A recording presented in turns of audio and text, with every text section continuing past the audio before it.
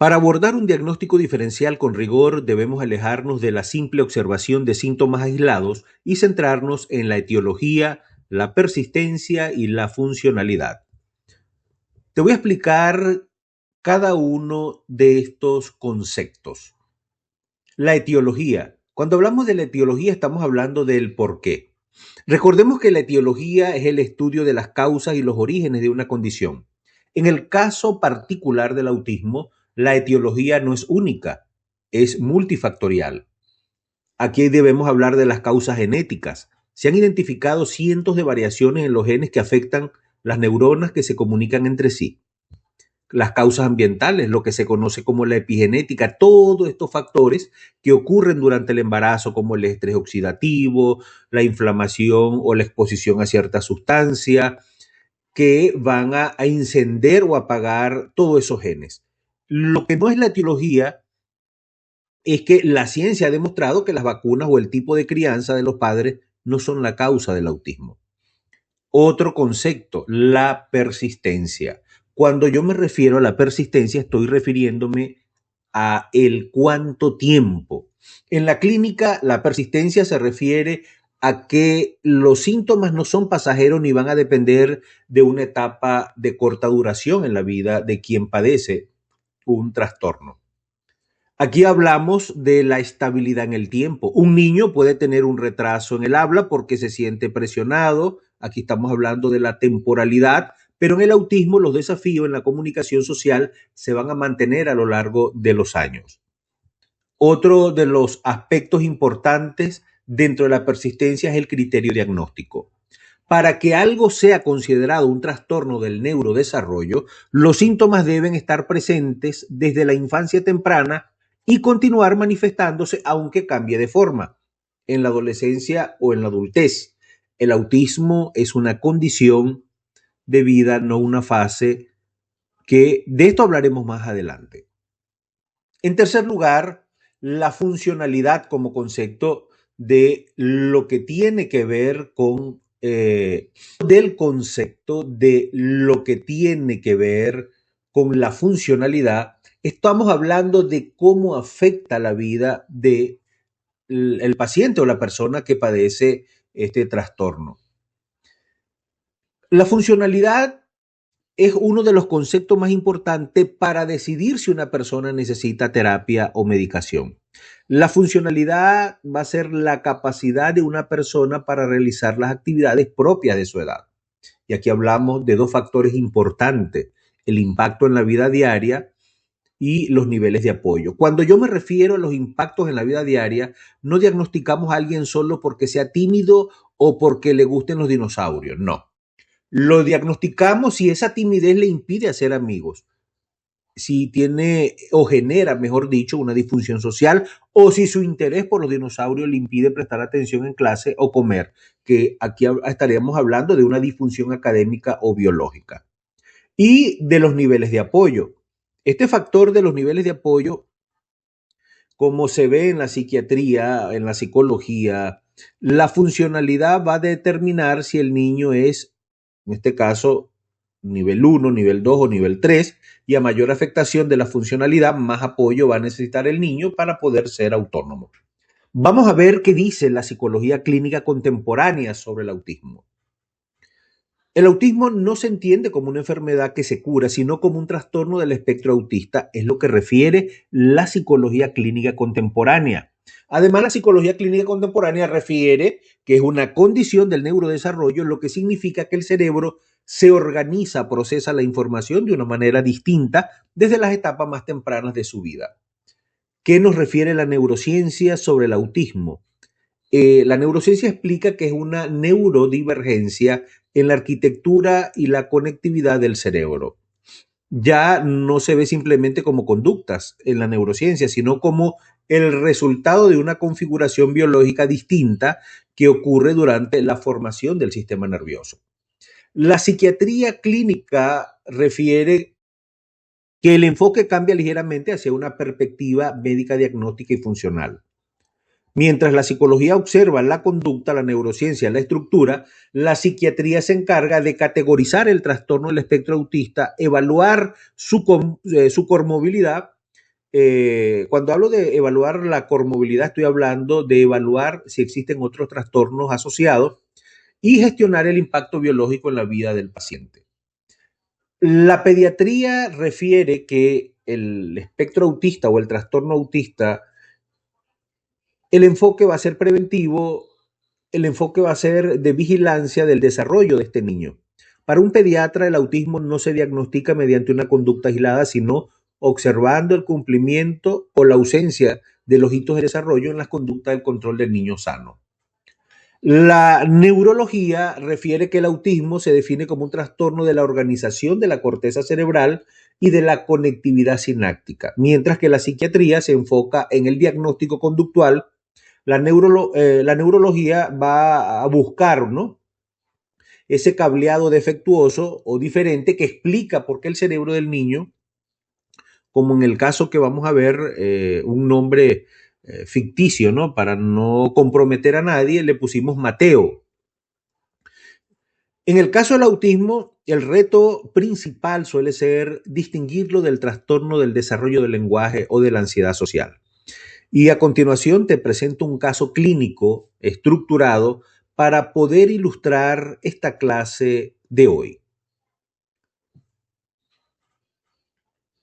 En primer lugar, el caso clínico con el nombre de desafío de Mateo, vamos a, por supuesto, presentar al paciente. Mateo es un niño, y le recuerden que Mateo es el nombre ficticio que le estoy colocando en este caso, de edad de 4 años y 6 meses. El motivo de la consulta es que los padres reportan que Mateo no habla como otros niños, no responde cuando se le llama y prefiere jugar solo, alineando sus carritos de forma obsesiva. ¿Qué podemos observar en la clínica y en la fenomenología? En la sesión, Mateo muestra una comunicación verbal limitada a etiquetas de objetos. Cuando quiere algo, Mateo toma la mano del evaluador y la lleva hacia el objeto. Aquí estamos hablando del uso instrumental del adulto. No existe un contacto visual sostenido ni búsqueda de atención conjunta. Él no señala para compartir interés. Cuando hablamos del diagnóstico diferencial, que es el tema que nos une en esta clase, el proceso de descarte es un factor fundamental. Para llegar a una conclusión rigurosa debemos evaluar 3 tipos de hipótesis principales: el trastorno del desarrollo del lenguaje, el trastorno de la ansiedad social y la discapacidad intelectual. Cuando yo hablo del trastorno del desarrollo del lenguaje, estoy buscando si existe un punto de similitud, si existe un retraso en el habla y frustración al comunicarse. Cuando yo hablo del trastorno del desarrollo del lenguaje, cuando hablo del trastorno de ansiedad social, estoy buscando si existen evitación de pares y mutismo en torno a públicos específicos. Y cuando yo hablo de la discapacidad intelectual, estoy buscando si existe un retraso global en hitos del desarrollo de Mateo. Debemos tener muy claro, ¿no?, el diferenciador clínico, el criterio de exclusión. En el trastorno del desarrollo del lenguaje, la comunicación no verbal, todo lo que tiene que ver con gestos, contacto visual, está preservada. Mateo carece de intención comunicativa social. Cuando yo me refiero al trastorno de ansiedad como diferenciador clínico dentro de los criterios de exclusión, estoy buscando o viendo, ¿no?, todos los contextos. Si el niño está ansioso, si tiene capacidad de jugar, si es recíproco en entornos seguros, en su casa, por ejemplo. Y aquí estoy viendo que Mateo mantiene el patrón restringido en todos los contextos de su vida, en esta parte del juego. Y en la discapacidad intelectual, el desarrollo social suele estar a la par de la edad mental. En Mateo, la desconexión social es muy desproporcionada. respecto, por supuesto, a su capacidad visual y a su capacidad motora. Vamos a evaluar ahora, desde una perspectiva neurocientífica, a Mateo. El diagnóstico de Mateo no solo es conductual. Se observa una falla en la teoría de la mente, en la dificultad para inferir estados mentales ajenos. Y, por supuesto, observamos una hipersensibilidad sensorial. Mateo se tapa los oídos ante el ruido de la impresora, por ejemplo, lo cual sugiere una alteración en el procesamiento tálamo-cortical de los estímulos sensoriales. Un biomarcador común en el trastorno del espectro autista, ¿no?, que podemos observar. Ya como juicio clínico final, el trastorno del espectro autista, ¿no?, en Mateo, como diagnóstico, observamos el nivel 2. O sea, que Mateo requiere un apoyo sustancial. ¿Por qué? Bueno, porque existe un déficit persistente en la comunicación social, una ausencia de reciprocidad socioemocional y de lenguaje gestual. En segundo lugar, observamos patrones repetitivos y restringidos, existe una alineación de objetos con interés focalizados y una reactividad sensorial, y podemos observar que tiene un inicio temprano. Los síntomas están presentes desde el periodo del desarrollo temprano de Mateo, limitando su funcionamiento diario. Ojo, este rigor asegura que no confundamos un simple retraso madurativo con una estructura neurodivergente que requiere una intervención temprana y especializada. Vamos a explicar de cómo llegamos al diagnóstico de Mateo. Debemos desarmar el comportamiento de Mateo y analizarlo a través de 3 pilares fundamentales: la comunicación, la conducta y el procesamiento sensorial. Déjenme decirles que llegar a una conclusión clínica no es solo marcar una lista de síntomas. Aquí hay que observar cómo el cerebro de Mateo procesa el mundo de forma distinta. En primer lugar, el quiebre de la reciprocidad social. Cuando yo me refiero al quiebre de la reciprocidad social, en un neurodesarrollo neurotípico, un niño de 4 años usa el lenguaje para compartir su mundo interno. En el caso de Mateo observamos que la comunicación es instrumental, no social. ¿Por qué? Porque Mateo usa a un adulto. Mateo no te pide ayuda mirando a los ojos.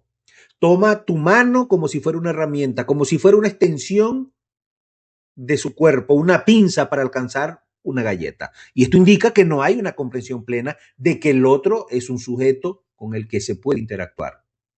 Él solamente lo utiliza como una extensión de su cuerpo. Por supuesto, hay una falta de atención conjunta. Si señalas, por ejemplo, un avión que va volando en el cielo, un niño sin trastorno del espectro autista va a mirar el avión y luego te mirará a ti para confirmar que ambos ven ese avión.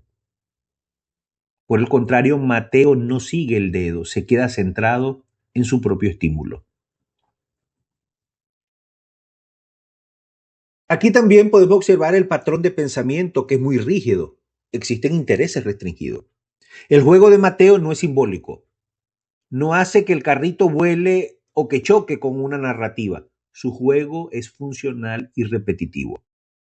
Existe una alineación sistemática. El hecho de alinear carritos por color, de tamaño, de forma rígida, responde a una necesidad de orden y de predictibilidad. Cambiar un solo carrito de lugar puede detonar una crisis porque rompe su mapa mental de su entorno. También el pensamiento en detalles, la coherencia central débil. Mientras que otros niños ven un estacionamiento, Mateo ve un giro de llantas o una textura de plástico. Se queda atrapado en la parte y pierde la visión del todo. En tercer lugar, el filtro sensorial, lo que es la neurobiología en juego. Esto es un punto clave que a menudo se discute en los círculos de neurociencia. No es que Mateo se porta mal cuando hay ruido, es que su cerebro no puede filtrar ese estímulo. hay una hipersensibilidad. Para Mateo el sonido de una impresora o de cualquier otro equipo, una licuadora, una lavadora, el sonido puede ser procesado por su cerebro con la misma intensidad que una alarma de incendio. Tiene un cerebro muy sensible. La respuesta de huida, por ejemplo, al taparse los oídos, está intentando regular una sobrecarga eléctrica en su sistema nervioso. Y esto configura la confirmación de que el origen es neurobiológico y no es simplemente conductual o educativo. Todos los sentidos están interconectados, generando una alteración de hipersensibilidad. Ahora sí hablamos del diagnóstico diferencial en la evaluación de Mateo. ¿Por qué no es otra cosa? Para asegurar el rigor clínico aplicamos la técnica del descarte.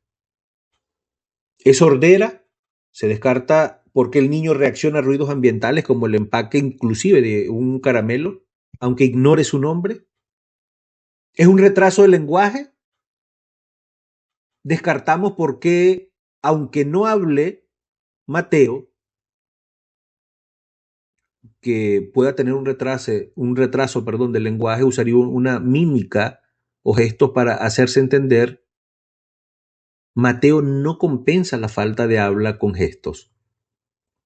Y nos preguntamos también, ¿es una discapacidad intelectual?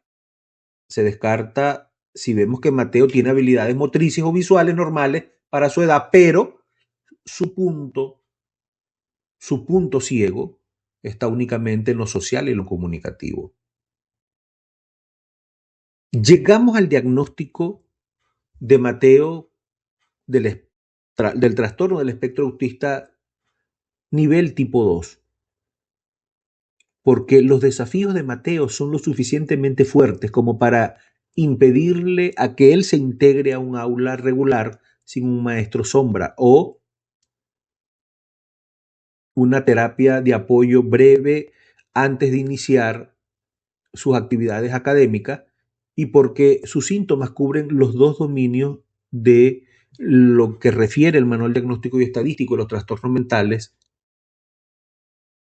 de un déficit social y de que Mateo presenta patrones restringidos.